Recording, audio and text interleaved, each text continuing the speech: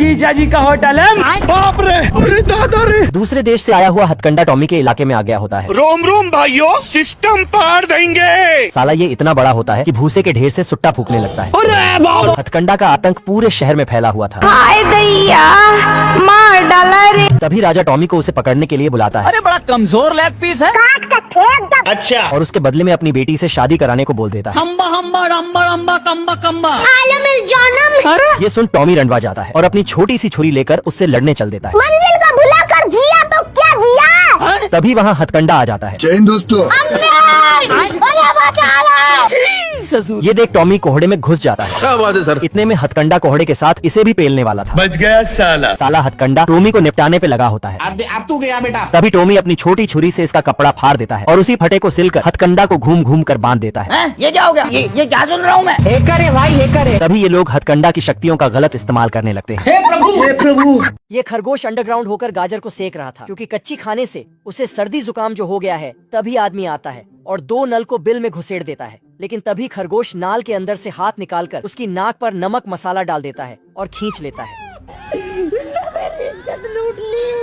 आदमी 2 नाल चलाता है तो खरगोश बुलेट के अंदर से ही निकलता है। इतना देखा जितना देखा जा सकता था, लेकिन फिर भी 2 आँखों से कितना देखा।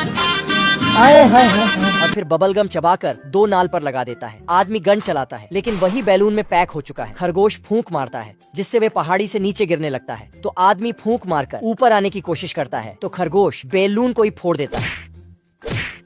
वो उसके पीछे पड़ता है। खरगोश बिल में जाता है। आदमी बिल में एक बड़ा सा पत्थर फेंकता है, लेकिन गम के कारण रिटर्न आ जाता है। गुस्से में आदमी फावड़ा लेकर सारे बिल को ही निकाल लेता है और फिर उस मिट्टी को साफ करने लगता है और जल्द ही वह पकड़ा जाता है।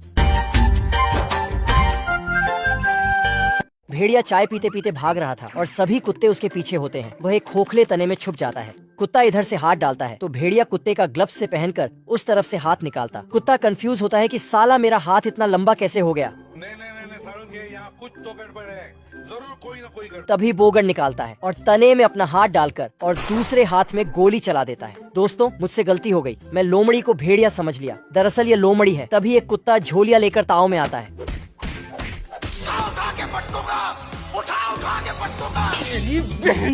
फिर दूसरा छोटा वाला कुत्ते का पिल्ला आता है और कहता है कानून के हाथ लंबे हैं, लोमड़िया कानून को खुद के हवाले कर दो। तो लोमड़ी उसी झोलिया को पिल्ले को पकड़ा देती है। पिल्ले से दूसरा कुत्ता छुड़ा लेता है। भाई आज ऑमलेट नहीं बनाऊंगा, आज तेल का ऑमलेट बनाऊंगा। वह हेड के पास पहुंचता है। झोलिया काफी आवाज कर रही थी तो वह एक फावड़ा धर देता है, जिससे कुत्ते का सिंह निकल जाता है। भारी मिस्टेक हो गया सर। कुत्ता उसे हड्डी का लालच देता है, लेकिन उसे चाहिए बदला तो वो भी फावड़ा उठाकर धर देता है।